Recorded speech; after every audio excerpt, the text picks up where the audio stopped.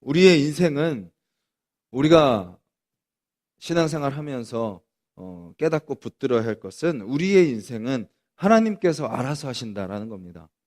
그러니까 하나님의 섭리, 또 하나님의 일하심, 하나님의 주권이 있는 거죠. 그 하나님께서 우리를 다스리는 거죠. 그래서 우리가 가장 먼저 해야 될 것은 무엇인가요? 다 알아서 하시는 하나님의 뜻을 아는 것이 가장 중요한 것이죠. 하나님의 마음을 품는 것이 가장 중요합니다.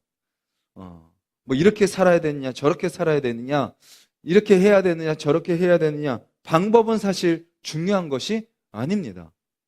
하나님의 마음, 하나님의 뜻이 무엇인지 아는 것이 중요한 거죠. 이미 하나님께서는 그 모든 청사진을 다 그려놓으시고, 또 청사진을 그려놓으셨을 뿐만 아니라 그 인생과 그 교회와 이 온 세상을 향한 하나님의 또 세밀한 계획을 가지고 인도에 나아가시는 거죠. 축구 시합, 어제 우루과이랑 축구를 했죠. 예, 다 보지는 못하고 딱 인터넷에서 결과만 딱 봤더니 우리가 7번이나 졌던 그 나라한테 2대1로 승리를 했더라고요. 예. 축구 시합뿐만 아니라 뭐 농구, 운동 경기에서 탁월한 선수들이 있습니다.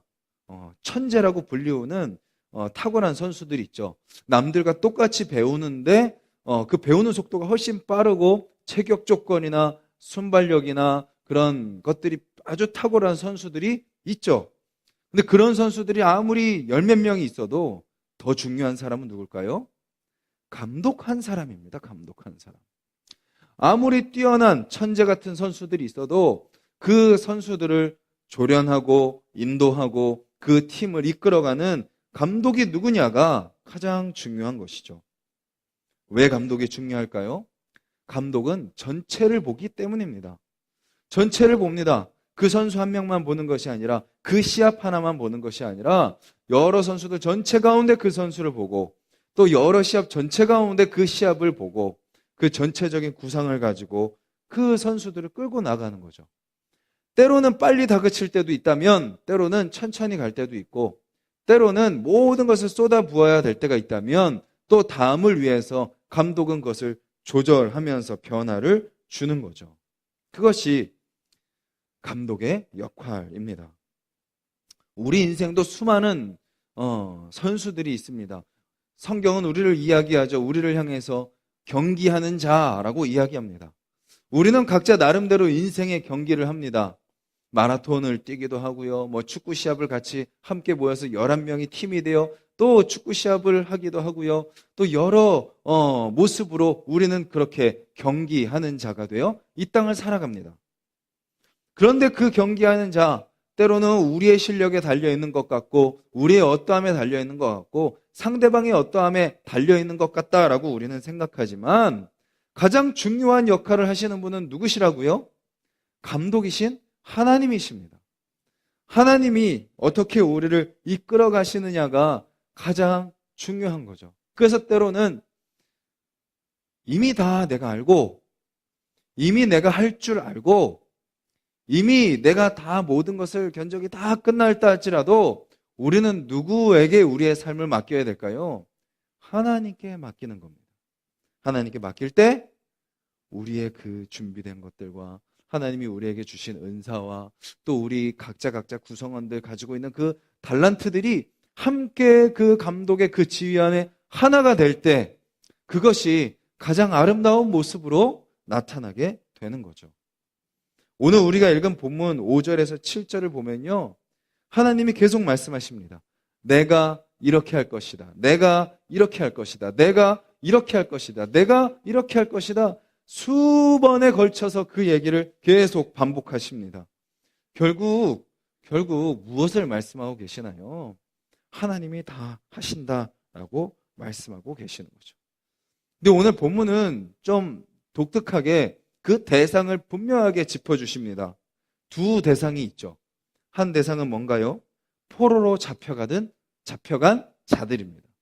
포로로 잡혀간 자들에게 내가 이렇게 할 것이다 말씀하시고 두 번째 대상은 남아있는 자들입니다. 그리고 그 남아있는 자들뿐만 아니라 애굽으로 간 자들, 그들을 향해서 또 내가 이렇게 할 것이다 라고 말씀하시는 거죠. 환상을 통해서 말씀하십니다.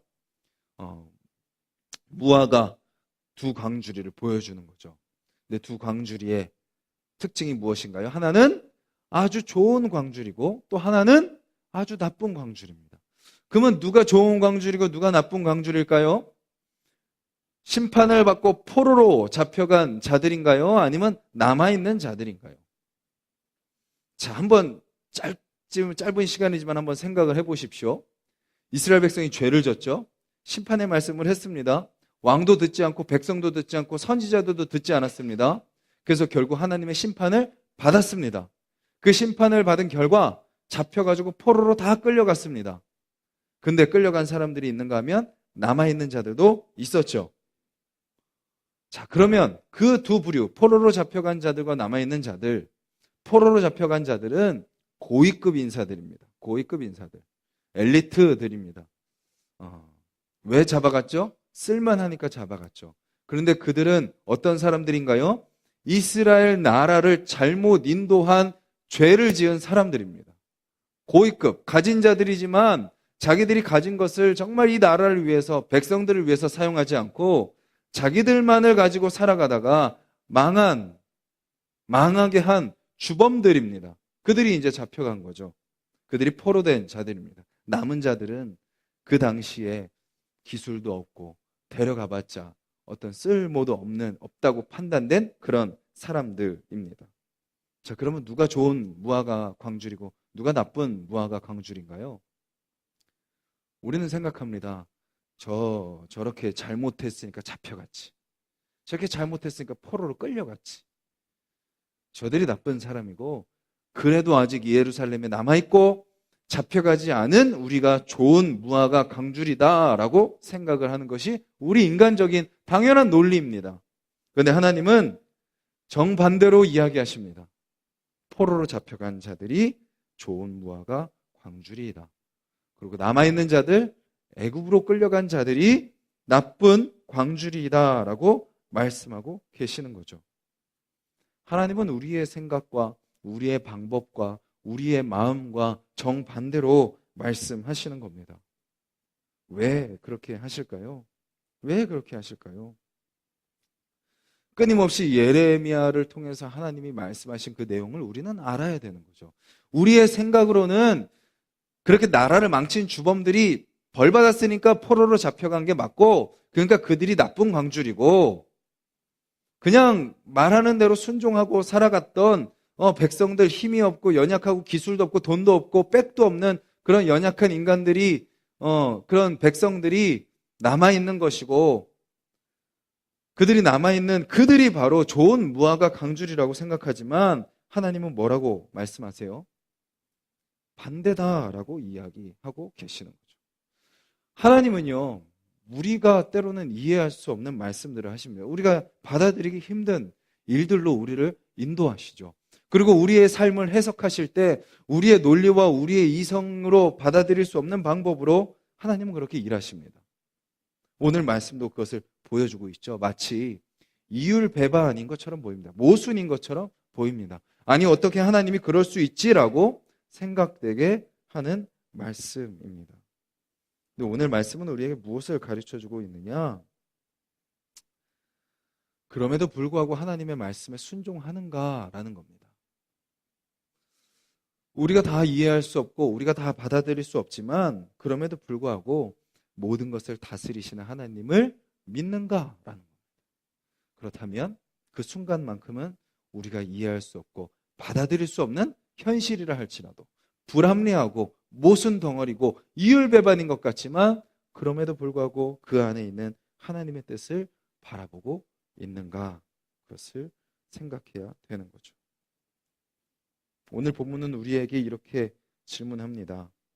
지금 현실이 내 생각과 맞지 않고 내 계획대로 가지 않고 사람들이 말하는 대로 되지 않아도 그 가운데 계신 하나님을 신뢰하고 하나님의 말씀에 귀를 기울이며 하나님의 때와 방법을 기다림으로써 하나님께서 하심을 기대하며 소망하며 살아가고 있는가? 아니면 하나님을 바라보지 않고 상황과 환경을 바라보고 나의 감정에 사로잡히고 사람들의 말과 세상의 가치에 귀를 기울이므로 기다리지 못하고 나의 때와 나의 방법으로 나의 힘으로 하려고 있지는 않는가라고 우리에게 질문하고 있는 거죠.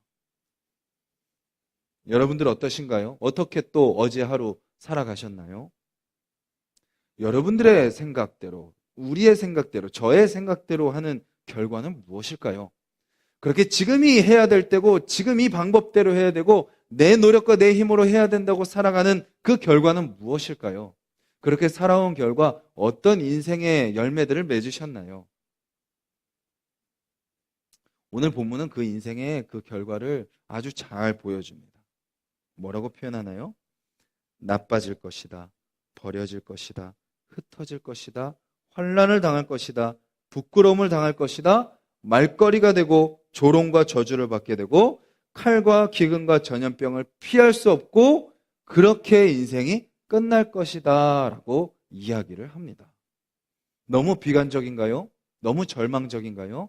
인간의 능력과 인간의 이성과 인간의 과학과 인간의 어떠함을 너무 무시하는 것일까요? 지금 이 시대를 보십시오. 과학을 신봉하고 과학이 신이 돼버리고 돈이 우상이 돼버리고 사람을 의지하며 살아가고 세상의 명예와 성공을 추구하는 우리네 삶을 한번 보십시오. 점점 어디로 가고 있습니까? 겉으로 보기에 어떤 정책이나 어떤 모습들은 좋아지는 것처럼 보이지만 인간의 내면은 점점 더 썩어가고 골마가고 있습니다. 공동체는 파괴되어 가고 있고 인간됨은 점점 더 무시되어 가고 있는 이 시대의 모습. 이것이 인간의 때, 인간의 방법으로, 인간의 힘으로 하려고 하는 우리의 결말인 거죠. 그런데 하나님의 말씀 그대로 받아들이고 순종한 모습. 죄인이라 할지라도 그럼에도 불구하고 하나님의 말씀에 순종하며 살아가는 삶에는 하나님이 무엇을 약속하시나요? 돌보시고 돌아보시고. 한번 말씀을 한번 잠깐 볼까요? 5절, 6절, 7절입니다. 우리 마지막으로 같이 한번 읽겠습니다. 시작. 이스라엘 하나님 여호와께서 이와 같이 말씀하시니라. 내가 이곳에서 옮겨 갈대아인의 땅에 이르게 한 유다 포로를 이 좋은 무화과 같이 잘 돌볼 것이라. 내가 그들을 돌아보아 좋게 하여 다시 이 땅으로 인도하여 세우고 헐지 아니하며 심고 뽑지 아니하겠고 내가 여호와인 줄 아는 마음을 그들에게 주어서 그들이 전심으로 내게 돌아오게 하리니 그들은 내 백성이 되겠고 나는 그들의 하나님이 되리라. 아멘. 하나님의 은혜는요, 우리 인간의 기준과 다릅니다. 우리의 생각과 다릅니다. 아무리 이 나라를 말아먹은 사람들이라 할지라도 하나님은 그들을 또 포기하지 않으십니다. 좋게 여겨주시는 거죠. 그리고 또 하나님은 그렇게 남아있는 자들, 애굽으로 자기의 생각대로 간 자들에게 심판을 말씀하시지만 결국 예레미야 뒷부분에는 그 모든 사람들의 회복을 하나님은 말씀하시는 거죠. 심판을 이야기하고 회초리를 드시는 그 하나님의 마음은 그 찢어지고 눈물 나고 아프고 안타까운 마음으로 심판의 말씀을 하시는 거죠. 그렇게 하지 않으면 이들이 돌이키지 않으니까. 그리고 하나님의 은혜는 결국 그렇게 우리에게 말씀하신 대로 우리를 다시 새롭게 하시고 우리의 마음을 변화시키시는 것이 하나님의 은혜라는 것입니다. 그렇다면 우리도 마찬가지입니다. 우리도 그런 은혜를 누린 자들이라면 그런 은혜로 우리는 서로를 바라보는 거죠. 나 자신을 바라보고 우리 가족들을 바라보고 세상을 바라보는 겁니다.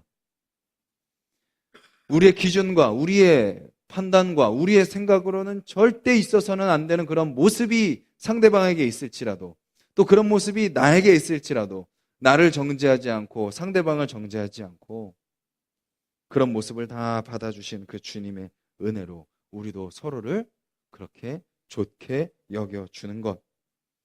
그리고 끊임없이 나의 것들을 내려놓고 하나님의 마음으로 마음을 새롭게 함으로 하나님의 은혜로 내 마음을 새롭게 함으로 그 은혜로 살아가는 것, 그 은혜로 섬기는 것, 사랑하는 것. 그것이 바로 은혜를 누린 자의 삶의 모습일 것입니다. 그것이 바로 그리스도인들이 걸어가야 되는 예수 그리스도를 닮은 삶의 모습이라는 것이죠. 말씀은 우리에게 이렇게 요청합니다. 너희들의 눈앞에 있는 현실에 속지 말아라. 거기에 있는 것을 있는 그대로 믿지 말아라. 우리의 시선 너머에 있는 무엇을? 하나님을 바라보고 그 하나님이 우리에게 이야기하시는 그 말씀에 귀를 기울이고 그 말씀에 순종하라. 때로는 그것이 지금 우리 당장 우리의 생각에 맞지 않는다 할지라도 그것을 내 생각과 내 잣대로 평가하지 말고